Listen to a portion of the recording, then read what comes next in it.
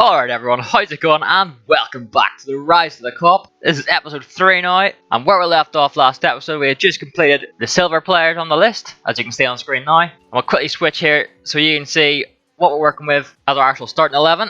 And obviously now we are allowed to start purchasing the golds whenever we want to. We're sat here with 16,000 coins as well after the sales from last episode as well, from the bronze pack method. But yeah, before our first game, going ahead and purchasing 2 different gold players for our team. First one here being a striker, Origi, who we picked up for 2.7k. And the second one, as you can see, is Nathaniel Klein, who we got for 1.3k. And yeah, they just take their spots in the team. This is how we're looking now. Kiana Hoover and Ryan Brewster were replaced by them. And that means the last player in the squad that needs upgraded to a gold player is our left back. We've still got Yasser Larouci for now. But obviously, the only gold Liverpool left back that we can buy is Andy Robertson. So to have a left back upgrade in there, we're going to either have to trade up and buy Robertson, or be lucky enough to pack any other Premier League left back from an SBC or rewards or something like that. But yeah, we'll go in their first match here. And the first chance from this game comes from this guy. It is Trossard, the 7th minute. He hits a shot, Adrian saves it, but it falls straight back to Origi, who scores for him. But Origi's in for us here. A nice wee turn, drills all on the ground, and we're level in the 20th minute. But then we can see the corner here. In it comes. Some terrible defending. The ball just sort of bumping around the place doing nothing, and then Klosterman just cleans it up. And then Sancho's in here against us now. He cuts it back to James Muller, who rockets it in the top left for him. So now we're trailing 3-1 with only 50 minutes to go. And it just does get better for us from there. Gnabry across the Bakambu to wrap the game up at 4-1. Not the best of starts, but as I keep saying, we're going to keep working with it. The main point here is getting some coins in, getting the upgrades we need, and all of that. And that leads us on to the next part where we're pretty much spent our remaining coins here on the whole 9 yards, as we see, within the hybrid league set. This one here gets us a mega pack in return. We've used the Portuguese team here, just quickly going through all the prices. And yeah, so we've got a mega pack there, which will open here. And we also only have one last part to do for that entire set to get us a 55k pack and a 50k pack. Not too bad at all. But yeah, the main player in this pack, you can see, we do get boards, but it is only Morata. But it's actually not the best thing in the pack. You can see we skipped through here. And the second player there, Ricardo Pereira. Great right back. We could obviously keep him, stick him in ahead of Klein. But that's 20,000 coins I'm not going to pass up. So we're definitely going to sell him on. And you can see here that I have indeed sold Pereira there, along with Morata. The rest of the stuff I just kept in my club. And this right here is the concept squad I've made for the last team in the hybrid league set. It's an Argentinian one. But as some of you may know, the Argentinian boys do cost a little bit. But yeah, we're going to end up doing that later on in the episode. For now though, there's a couple of bronze things that were sold. As we're sitting on 20.5k. So with those coins, we'll go out and spend just under 4 of it on our next upgrade to our team, Alex Oxlade-Chamberlain. He'll go into the cam spot on our team, as well as reaching to the next level in the season objectives to get ourselves a 9-match loan with Eden Hazard, before sticking him on the bench and going into our next game where we're up against this here unbelievable team, quite simply. He's got Mbappe, he's got Ousmane Dembele, Pogba, all round unbelievable. But within 4 minutes, Lallana, the Oxlade-Chamberlain, smacks in the top left corner to score on his debut.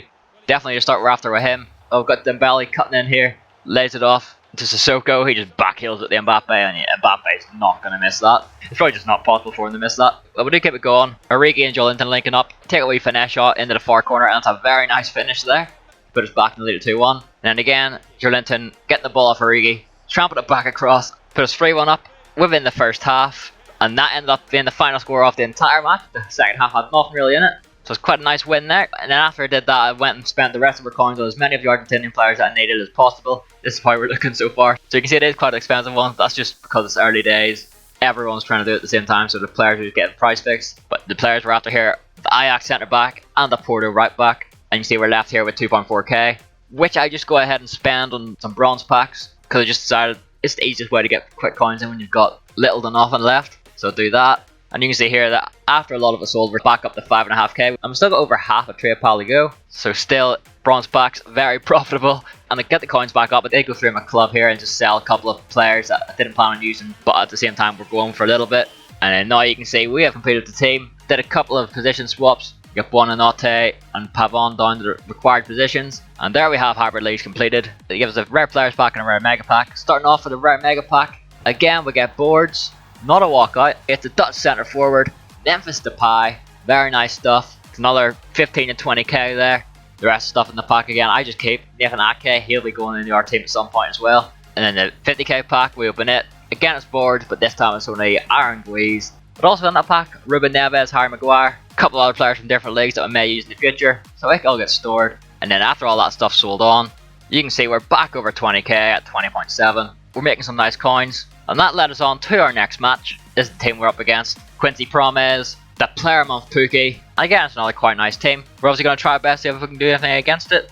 And the first chance in this match comes to us 15 minutes in. Joelinton just outmuscles the defender, pushes on through, shoots towards the far corner to get us the early lead, but then it's Pookie and Promes linking up straight through to the fence, and it's 1-1. Joelinton and Origi though, they start linking up again.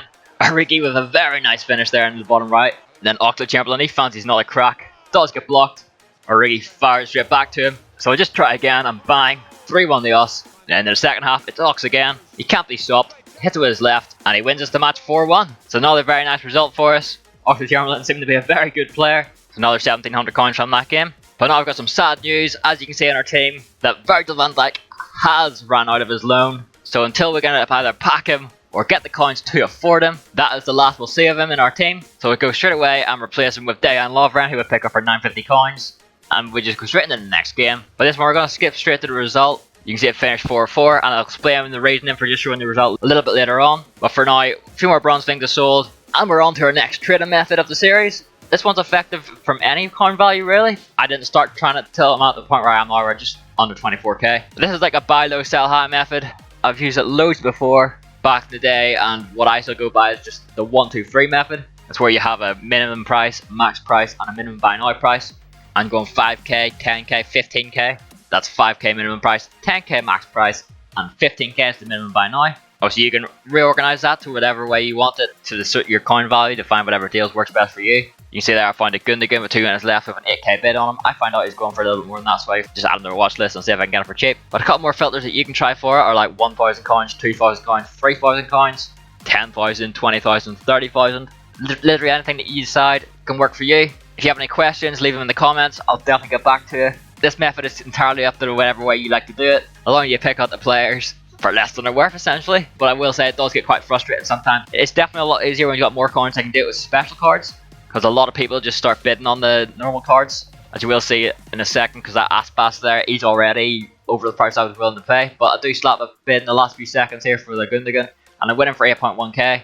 And the reason for that, I didn't actually check his lowest buy now in game, but I checked on FitBin at the time. Very useful tool for doing this, so you don't have to keep resetting your filters every time you want to check the price of someone. But he was going for about 9.5k. This one doesn't have a contract. I listed up for 9.4. After tax, that'll be about an 800 coin profit. Not too bad at all. And yeah, you can see that Aspas had like 10 minutes ago and was on 6.5k, when at the time the most I was willing to pay on it to make profit was about 6.3. And as you can see, some players selling here, including that Gundogan, we're up to 25.7k now. And just to quickly explain like what you want to be bidding on each player. So you want to find out the cheapest buy now essentially. If there's not that many going for that price, just use that as main price. But if there's like quite a few up there the same price, lowest buy now, just undercut it very slightly. So what I mean by that basically is, if the cheapest in the market is say 10k, list them up for 9.9. If it's 17,500, up for 17,250. And then once you've worked that part out, you want to take off what the tax will be, which is 5%. So if it's 10,000 coins, the 5% tax on that would leave you with 9,500. So if you're going to sell a card for 10,000, you're going to be getting 9,500 back. So really you want to be getting the cards for around 9,000 at that point, because that'll leave you a 500 coin profit. You can choose to bid higher than that if you want to get more likely to win the card. But if you do that, you are also limiting the profit you can make. So you can do it either way. You can win more cards for less profit each, or you can take your time, get less cards but more profit per card, if you get what I mean. It sort of all equals out. I just prefer trying to get slightly better profits in each one. Like this Bellerin here, who did the same way. I got for 14,500. He was going for around 16.5, so I listed up for 16,250, which after tax is around 900 coin profit. And there is another way you can try it, which is the mass bidding method, which we'll get onto next, where you just want to pick a random player. I'd say preferably between 1 and 5k. Any higher than that, you're really unlikely to win for cheap because they're that much rarer. So the player I go for here is Danny Rose. I find it the cheapest buy now on the market. I just did it in game here, as you can see, instead of using FitBin, just to show you what I mean. You can see he's selling very quickly for 4.5k. So then back out, take off the tax of that, which leaves you around just under 4.2k. Then I decided I want to make 400 coin profit on him, so put it on the 3.8k. Put that in the max price and just start bidding on all of them I can up to like 20 minutes. You can either bid on them, you can either add them to your watch list and bid last second, or you can bid straight away up to that 3.8. Then a cheaper player, for example here, Upamecano, he was going for around 950, 1,000 coins. We're trying to get him for around 750. Also, they're smaller profits, but because there's so many more of the card, you're more likely to win those ones. and we'll skip through some time. You can see that we have won quite a few of the Mechanos for around 750 coins, and a couple Danny Roses in there, which you can see me just listing up here now. I only listed up 2 or 3 of the Mechanos, purely because I didn't want to flood the market at the same price and have other people sort of undercut me. I was just waiting for one to sell, list another one up, and just sell them in intervals like that. Obviously that part as well is up to you. You can fire them all up if you want, but again, you don't have to wait for all the cards to be won. You can list them as you win them. I just wanted to show them all in one go here for the video, show what sort of success you can have with it. But yeah, Danny Rose's price also went up a bit there. You can see the one I listed for 4.7. Chemistry gels can even affect that, so you get someone with a Shadow or a Hunter on them. But yeah, skip some time here. You can see that all those gold cards have sold on, and we're sitting at pretty much 30k, just about, which I then decided to take and go and complete all the hibernation SBCs. It costed around 20k, we're still sitting at just under 10. These are all the teams we're going through. I managed to get most of the players very cheap, and quite a few of them were first owner as well. And the packs, 3 decent ones, 2 alright ones. We'll fire them open here, just very quickly. These ones weren't as good as the last ones for sure, but a lot of players that we can keep, like a Rudiger, he'll go in there starting 11. We actually got ourselves a duplicate there on Lovren, so I just stored him in the club to have a first owner one and relisted the other one. And then the last pack, we got Savage. So we got very unlucky there. But if I was to like sell everything, I would definitely be back over the 30k point I was at. But because of the first owner aspect of the series, I just kept most of it. But we are still sitting at 10k, which is fine.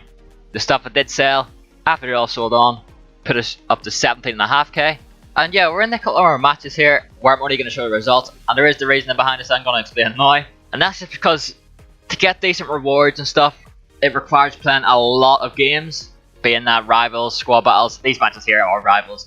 I haven't really played much squad battles yet, but because I have to play so many, I don't want to bore you to death each episode and have it just be matches. I'll probably use it when we've picked up some nice new players to try out, or if we start a new team. Go for a match or 2 of that. But the majority of them we're going to skip through like this, just so you can see really what the sort of results I'm getting. Obviously I'm not the best of players, so it's very win-loss, essentially like that. But yeah, because like there's so many other matches I have to play to get decent ranks, to get the rewards, to get us some good players in the team. I want to keep it to more focused on the actual coin making and stuff like that, getting the new players in. Because if it didn't, it would just be an endless series of games, which will leave us with no time each episode to go through and do some trading. And in general, it'll just be extremely boring for you guys. But yeah, we're going to finish off the episode here. As you can actually see, I ended up getting relegated to Div 6. Early on, doesn't really affect me much. I'm not that bothered by it. We did get up to Div 5, but stripped back down. But I'm fine with another week there. But yeah, we are just going to finish off the episode here with our rewards. Only managed rank 3 in Division 6. But before we do that, you can see here in the 6 objectives, we've got the Jumbo 26 gold pack, which we open nothing much. We've got Costa, the Argentinian. It's all untradeable anyway. You can see we're up to 25k for match coins. We're going to take the untradeable rewards here, which for rank 3 is 2 Prime Electrum Players packs and 2 Mega packs. We'll quickly fire that open here. Nothing too great in the first pack, but in the second one you can see we actually get Musa Sissoko, which is a massive card for us as he is worth 30 to 40k. He'll definitely work his way into our team. Obviously I would have liked to have him as a tradable to sell, but I mean he's a great player. What can I say? The next one as well, we get boards. It's an Algerian. It's a right wing. We all know who this is Riyad Mahrez. Another unreal player to add to our team. But unreal at this stage anyway. 5-star skills. Left foot and a half on him. And at the end of the pack there, we've got a duplicate dual matchup. So we just send the tradable one up to the trade pile. But yeah, that is for what we got from his packs. No walkouts or anything like that, but still some very good players to add to our team. Add to our club as well. Not necessarily the Premier League players. Some nice super subs. But yeah, that is where I'm going to end off this episode. If you enjoyed it, it'd be so massively appreciated if you drop a like on it, and if you're aren't here, feel free to subscribe. If you have any questions or anything, leave them in the comments, I'll get straight back to you. Also, one thing I want to know is if you'd like me to make some separate trading tutorial videos and different trading methods for different coin brackets, stuff like that, to go more in depth with what sort of things you have to keep your eye on. I'll be happy to do that as well, if that's something you'd be wanting to see. But yeah, once again, I really hope you enjoyed it. Thank you all so much for watching, and I will see you next time.